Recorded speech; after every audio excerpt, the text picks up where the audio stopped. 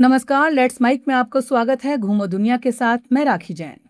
दुनिया में कुछ जगह ऐसी होती हैं जहां पहुंचते ही ऐसा लगता है जैसे समय धीमा पड़ गया हो।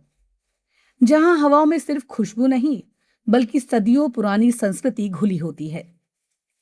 जहां हर रास्ता एक कहानी कहता है, हर मंदिर एक भावना को समेटे होता है और हर दृश्य किसी चित्रकार की बनाई हुई पेंटिंग जैसा लगता है। ये है कयोटो, जापान का वो ऐतिहासिक शहर जिसने आधुनिकता की तेज रफ्तार के बीच भी अपनी परंपराओं को सहेज कर रखा है। और इसी शहर की पहाड़ियों के बीच स्थित है फुशमी इनरी श्राइन, एक ऐसा मंदिर जिसकी लाल रंग की अनगिनत तोरई द्वार दुनिया भर के यात्रियों को अपनी ओर खींचते हैं। घूमो दुनिया के इस एपिसोड में हम आपको लेकर चल रहे हैं जापान की उस आध्यात्मिक और दृश्यात्मक यात्रा पर जहां हर कदम शांति, रहस्य और सुंदरता से भरा हुआ है। पूर्वी एशिया में स्थित जापान दुनिया के सबसे अनोखे देशों में से एक है। एक और यहाँ गगनचुंबी इमारतें, हाई स्पीड बुलेट ट्रेनें और अत्याधुनिक तकनीक है, तो दूसरी तरफ हजारों साल पुरानी परंपराएं, मंदिर और सांस्कृतिक विरासत। और अगर जापान की आत्मा को महसूस करना हो तो उसका सबसे खूबसूरत रास्ता कयोटो से होकर गुजरता है। कभी जापान की राजधानी रहा ये शहर आज भी अपनी पुरानी पहचान को संजोए हुए है। सुबह का समय है, हल्की ठंडी हवा बह रही है और कयोटो की पहाड़ियों पर धुंध की एक पतली चादर फैली हुई है। जैसे ही आप फुशिमी इनारी श्राइन की ओर बढ़ते हैं, सबसे पहले दूर से ही दिखाई देते हैं चमकीले लाल रंग के विशाल तोरई गेट्स। ये गेट्स सिर्फ लकड़ी की संरचनाएं नहीं बल्कि जापानी संस्कृति और आध्यात्मिकता का प्रतीक हैं। जापान में माना जाता है कि तोरई गेट एक साधारण दुनिया और आध्यात्मिक दुनिया के बीच की सीमा को दर्शाते हैं। फुशिमी इनारी श्राइन जापान के सबसे महत्वपूर्ण शिंतो मंदिरों में से एक है। ये मंदिर इनारी देवता को समर्पित है, जिन्हें चावल, समृद्धि और व्यापार का देवता माना जाता है। यही वजह है कि यहाँ हजारों व्यापारी और कंपनियां इन तोरई गेट्स को दान करती हैं। हर गेट पर किसी न किसी व्यक्ति या संस्था का नाम लिखा होता है, जैसे हर गेट अपने भीतर किसी की आस्था और उम्मीद को लेकर खड़ा हो। जैसे ही आप इन लाल गेट के अंदर चलना शुरू करते हैं, एक अलग ही दुनिया खुलने लगती है।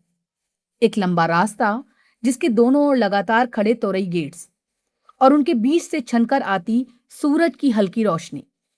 ये दृश्य इतना सुंदर और इतना सम्मोहित कर देने वाला होता है कि कुछ देर के लिए आप भूल जाते हैं कि आप किसी पर्यटन स्थल पर हैं।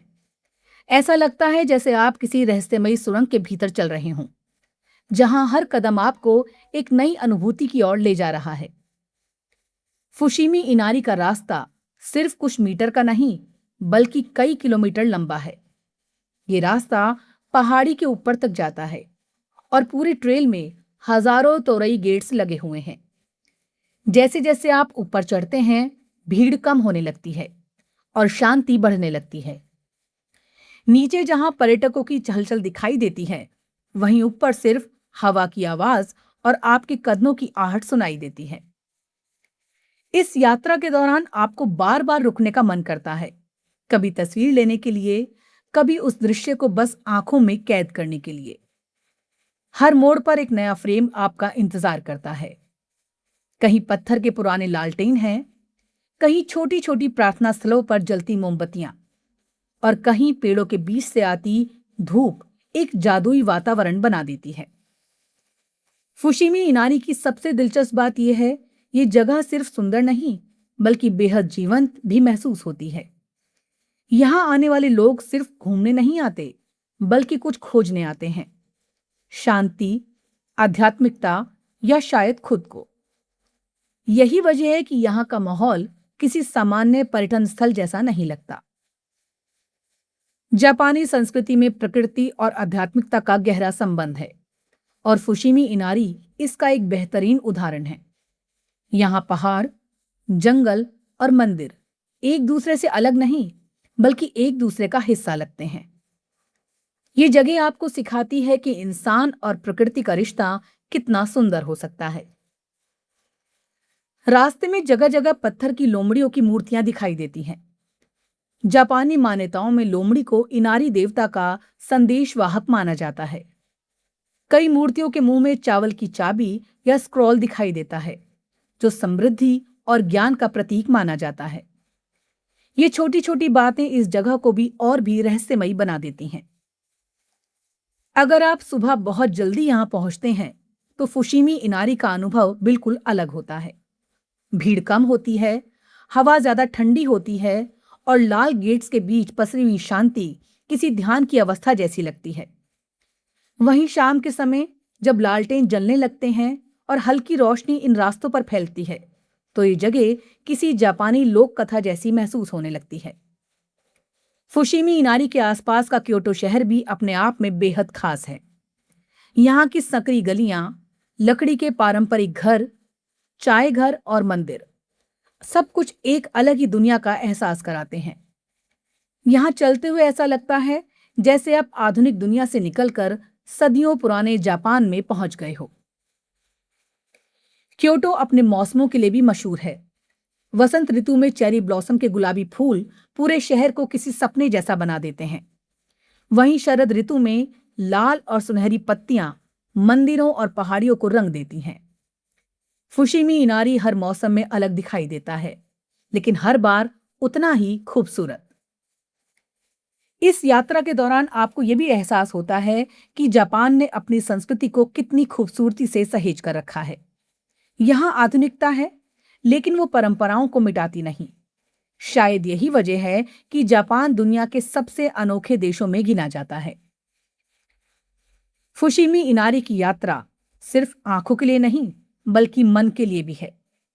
यहाँ चलते हुए आपको धीरे धीरे एहसास होता है कि असली खूबसूरती सिर्फ बड़ी चीजों में नहीं, बल्कि उन छोटे छोटे पलों में छिपी होती है, जैसे हवा का हल्का झोंका, पेड़ों के बीच से आती रोशनी या मंदिर की घंटी की धीमी आवाज।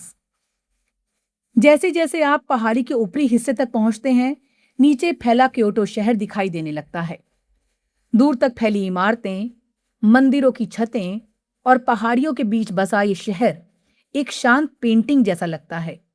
और उस पल आपको एहसास होता है कि यात्रा सिर्फ मंजिल तक पहुंचने का नाम नहीं, बल्कि रास्ते को महसूस करने का नाम है। घूमो दुनिया के इस एपिसोड में फुशीमी इनारी हमें सिखाता है कि दुनिया में अभी भी ऐसी जगह मौजूद हैं जहां इंसान खुद से जुड़ सकता है।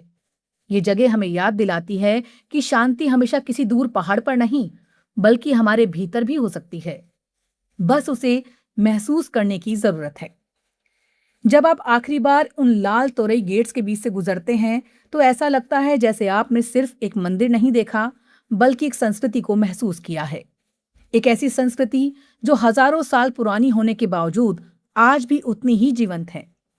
और शायद यही वजह है कि फुशीमी इनारी श्राइन सिर्फ क्योटो का नहीं, बल्कि पूरी दुनिया के यात्रियों के दिल में बसने वाली एक ऐसी जगह है जहां हर कदम एक अनुभव बन जाता है और हर अनुभव एक याद।